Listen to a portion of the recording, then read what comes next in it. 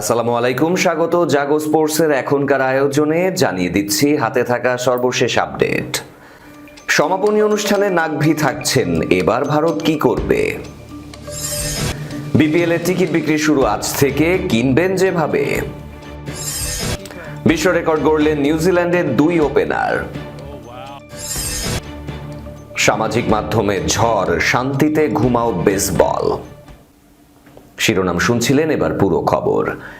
এবারে যুব এশিয়া কাপের ফাইনালটা এক প্রকার গত সেপ্টেম্বরের এশিয়া কাপ ফাইনালের পুনর্মঞ্চায়ন। পার্থক্য হলো, সেপ্টেম্বরে টুর্নামেন্টের ফাইনালে খেলেছিল ভারত ও পাকিস্তানের সিনিয়র পুরুষ দল, যুব এশিয়া কাপে খেলছে দুই দেশের অনূর্ধ্ব 19 দল।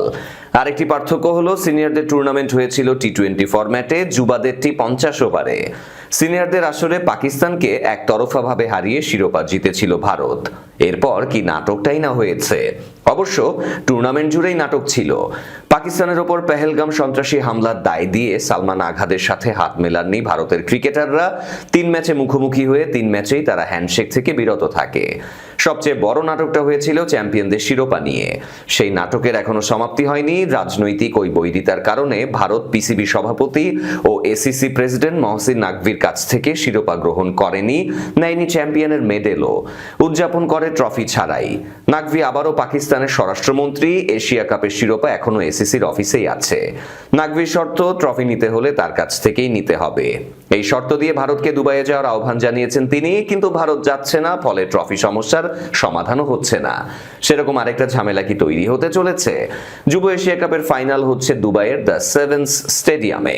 পাকিস্তানি সংবাদ মাধ্যম জিও সুপারের খবর, নাকভি পুরো ফাইনাল মাঠে বসে উপভোগ করবেন, থাকবেন সমাপনী অনুষ্ঠানেও। তার মানে শিরোপাও তার হাতেই হস্তান্তর হবে। চ্যাম্পিয়ন হলে কি ভারত এবার তার কাছ থেকে ট্রফি নিতে অপারগতা প্রকাশ করবে? ভারত চ্যাম্পিয়ন না হলেও ঝামেলার সংখ্যা মিটছে না। রানার আপ ট্রফি আছে, মেডেল আছে। নাকভির কাছে তারা সেগুলো না নিতে চাইলে অবাক হওয়ার কিছু থাকবে না।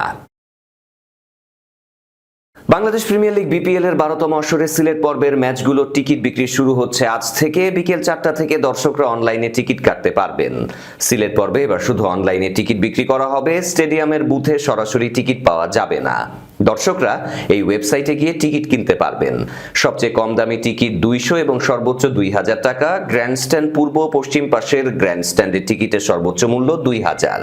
ক্লাব হাউসে 500, শহীদ আবু সাইদ স্ট্যান্ডে 250 এবং শহীদ তুরাব স্ট্যান্ড ও গ্রিন গ্যালারি গ্রিন হিল এরিয়ায় 200 টাকায় টিকিট কেটে খেলা দেখা যাবে। ক্লাব হাউসে জিরো ওয়েস্ট জোনের টিকিটের মূল্য 600 টাকা। বিপিএল এর সিলেট পর্বে দেশের শীর্ষ ক্রিকেটারদের পাশাপাশি বিদেশি তারকাদের খেলতে দেখার সুযোগ থাকছে। তাই দর্শকদের ভিড় এড়াতে এবং নির্বিঘ্নে টিকিট নিশ্চিত করতে আগেভাগে অনলাইনে টিকিট সংগ্রহের আহ্বান জানিয়েছেন আয়োজকরা। 26শে ডিসেম্বর সিলেট পর্ব দিয়ে শুরু হবে এবারের বিপিএল আসর। মাউন্ট মঙ্গানুই টেস্টের 2 ইনিংসে নিউজিল্যান্ডের 2 ওপেনারের ইনিংস এগুলো। প্রথমটিতে কিউই অধিনায়ক ওপেনার টম ল্যাথামের, পরেরটি ডেভন কনওয়ের। এই টেস্টে দুজনে মিলে যা করলেন, টেস্ট ইতিহাসে এমন ঘটনা আগে ঘটেনি। টেস্ট ইতিহাসে প্রথমবার 2 ওপেনার এক টেস্টে করলেন জোড়া সেঞ্চুরি। শুধু কি টেস্ট, প্রথম শ্রেণীর ক্রিকেটে এমন কিছু প্রথমবার দেখল। তাতে মাউন্ট মঙ্গানুই টেস্ট জিততে ওয়েস্ট ইন্ডিজের সামনে 462 রানের লক্ষ্য দাঁড় করিয়েছে নিউজিল্যান্ড। এর আগে 6 উইকেটে 381 রান নিয়ে দিন শুরু করা ওয়েস্ট ইন্ডিজ প্রথম ইনিংসে গুটিয়ে গেছে 420 রানে। নিউজিল্যান্ড দ্বিতীয় ইনিংসে 2 উইকেটে 306 রান করে ইনিংস ঘোষণা করেছে। 462 রানের লক্ষ্যে ব্যাটিং করতে নেমে 16 ওভারে বিনা উইকেটে 43 রান তুলে চতুর্থ দিন শেষ করে West Indies. Opener Brandon King অপরাজিত 37, জন ক্যাম্বেল 2 রানে। আজ চতুর্থ দিনের শেষ বিকেলে 16 ওভারে সাবলীল ব্যাটিং করলেও আগামীকাল পঞ্চম দিনে কাজটা কঠিন হওয়ার কথা ক্যারিবিয়ানদের। চতুর্থ দিনেই পিচে অসমান বাউন্স দেখা গেছে। তবে ওয়েস্ট ইন্ডিজ প্রথম টেস্টের মতো প্রায় অসম্ভব কিছু করে ফেললে নিউজিল্যান্ডকে দেরিতে ইনিংস ঘোষণা করা নিয়ে আফসোসে পড়তে হতে পারে।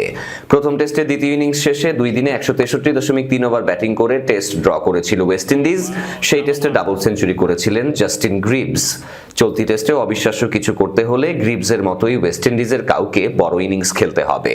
প্রথম ইনিংসে ওয়েস্ট ইন্ডিজের হয়ে এই কাজটা করেছিলেন কাভেম হজ। 123 রানে অপরাজিত ছিলেন এই ব্যাটার। তিনি অপরাজিত থাকলেও আজ সকালে একে একে ফিরছেন অ্যান্ডারসন ফিলিপ, সেই হোপ, জেইডেন সিলস, কিমার রোচ। সে কারণে আজ সকালে 39 রানের বেশি যোগ করতে পারেননি তারা। 155 রানের লিড নিয়ে দ্বিতীয় ইনিংসে ব্যাটিং করতে নামা নিউজিল্যান্ড ওপেনিং জুটিতে তোলে 191 রান। 100 রান করে হজের বলে ফেরেন কনওয়ে। টম ল্যাথন ফেরেন দলীয় 234-এ। তাকেও ফেরান হজ। এরপর কেইন উইলিয়ামসন ও রাচিন রবীন্দ্র 37 বলে 72 রানের জুটি গড়েন। উইলিয়ামসন 37 বলে 40, রবীন্দ্র 23 বলে 46 রানে অপরাজিত ছিলেন। 2 ম্যাচ বাকি থাকতে অ্যাশেজ সিরিজ হাতছাড়া হয়েছে ইংল্যান্ডের। রোববার আরেকটা দাপুটে জয়। সিরিজে 3-0 ব্যবধানে এগিয়ে গেছে অস্ট্রেলিয়া। 11 দিনের মধ্যে অ্যাশেজ সিরিজ হেরে ইন্টারনেটে সমালোচনার মুখে ব্রেন্ডন ম্যাককালাম ও বেন স্টোকস জুটির বাসবল ফর্মুলা। সামাজিক যোগাযোগ মাধ্যমে ছড়িয়ে পড়েছে একটি মিম, যেখানে দেখা যায় বাসবল সমাধির পাশে অস্ট্রেলিয়া সিরিজ জয়ের অন্যতম 2 নায়ক মিচেল স্টার্ক ও ট্র্যাভিস হেড হাসছেন। ইংলিশ অধিনায়ককে নিয়ে 2022 সালে এই অতি আক্রমণাত্মক বাসবল ফর্মুলা রচনা করেছিলেন দলটির কিউই কোচ ম্যাককালাম। 3 টেস্ট হেরে ইংলিশ অধিনায়ক বললেন, আমাদের পরের 2 টেস্টের জন্য মনোযোগী হতে হবে। রোববার অ্যাডিলেড টেস্টের 5ম দিনে ম্যাচ জিততে ইংল্যান্ডের দরকার ছিল 228 রান। টেস্টে 435 রানের রেকর্ড রান তাড়া করার জন্য যে মিরাকেল দরকার ছিল সেটি দেখাতে পারেননি ইংলিশ ব্যাটাররা। স্টোকসের দল গুটিয়ে গেছে জয় থেকে 82 রান দূরে থাকতে। এদিন সিরিজ জয়ের পর অস্ট্রেলিয়া অধিনায়ক যখন আনন্দে আত্মহারা, বলছিলেন সত্যি খুব ভালো লাগছে, কারণ এই সিরিজ জয় আমরা করে দেখিয়েছি। তখন ইংলিশ সমর্থকেরা সমালোচনা করতে ছাড়েননি স্টোকস, হ্যারি ব্রুকদের। ইংলিশ ক্রিকেটের জন্য এদিনের সকালটা ছিল ভয়াবহ। এই হারের পর তাৎক্ষণিক তীব্র প্রতিক্রিয়া ও সমালোচনায় পড়েন স্টোকস, ম্যাককালাম। 2022 সালে বাসবল যাত্রা শুরুর পর এবারই সবচেয়ে বেশি সমালোচনার মুখে পড়তে হলো তাদের। পিঠের চোটের কারণে অস্ট্রেলিয়ার নিয়মিত অধিনায়ক প্যাট কামিন্স প্রথম 2 টেস্টে খেলতে পারেননি। তার অনুপস্থিতিতে স্টিভেন স্মিথের নেতৃত্বে অস্ট্রেলিয়া টানা 2 ম্যাচে 8 উইকেটে জয় পায়। তৃতীয় টেস্টের টসের খানিক আগে মাথা ব্যথার কারণে দল থেকে ছিটকে যেতে হয় স্মিথকে। অ্যাডিলেইড টেস্ট 5ম দিনে গড়ানো প্রসঙ্গে কামিন্স বলেন, অস্ট্রেলিয়ায় এসব বিষয়ে তাড়াহুড়া করলে চলে না।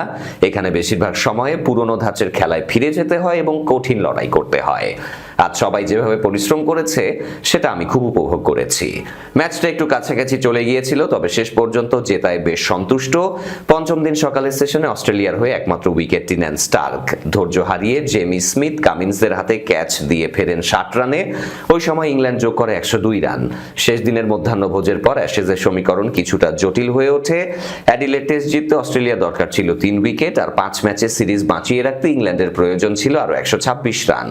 চতুর্থ ইনিংসে টেস্ট জিততে এর আগে কোনো দলই 418 রানের বেশি করতে পারেনি। 2003 সালে অস্ট্রেলিয়ার বিপক্ষে ওয়েস্ট ইন্ডিজ 3 উইকেটে জিতে এই রেকর্ড করেছিল। এদিন তেমন কিছু হবে ধরে নিয়েছিল ইংলিশ অধিনায়ক স্টোকস। সকালের সেশন শেষে আমার মনে হয়েছিল আর একটা বড় কাণ্ড ঘটতে যাচ্ছে। রেকর্ড রান তাড়া করে জয়ের ব্যাপারে তিনি আত্মবিশ্বাসী ছিলেন।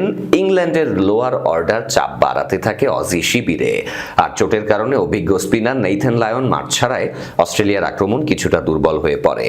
এমন পরিস্থিতিতে সিরিজের সর্বোচ্চ উইকেট শিকারী স্টার্কি স্বাগতিকদের হয়ে পার্থক্য করে দেন। শেষ পর্যন্ত মাত্র 11 দিনের মধ্যে সিরিজ হাতছাড়া হলো স্টোকসের। বললেন, এই সপ্তাহে দল যে দৃঢ়তা দেখিয়েছে তাতে সন্তুষ্ট। এটা অনেকটা কষ্ট দেবে। আমরা যে স্বপ্ন নিয়ে এখানে এসেছিলাম সেটা এখন শেষ। যা নিঃসন্দেহে খুবই হতাশাজনক। তবে সামনে আরো 2টি টেস্ট আছে, এখন সেদিকেই মনোযোগী হতে হবে। 26শে ডিসেম্বর থেকে শুরু হবে মেলবোর্ন টেস্ট, যা বক্সিং ডে টেস্ট হিসেবে পরিচিত। এরপর নতুন করে সিডনিতে অনুষ্ঠিত হবে 5ম ও শেষ টেস্ট। এরই সাথে শেষ করব এখনকার জাগো স্পোর্টস। শেষ করার আগে শিরোনামগুলো আরো একবার। সমাপনী অনুষ্ঠানে নাকভি থাকছেন, এবার ভারত কি করবে? বিপিএল এর টিকিট বিক্রি শুরু আজ থেকে, কিনবেন যেভাবে। বিশ্ব রেকর্ড গড়লেন নিউজিল্যান্ডের 2 ওপেনার। সামাজিক মাধ্যমে ঝড়, শান্তিতে ঘুমাও বেসবল। এই ছিল আজকের জাগো স্পোর্টসে। ধন্যবাদ সাথে থাকার জন্য। আল্লাহ হাফেজ।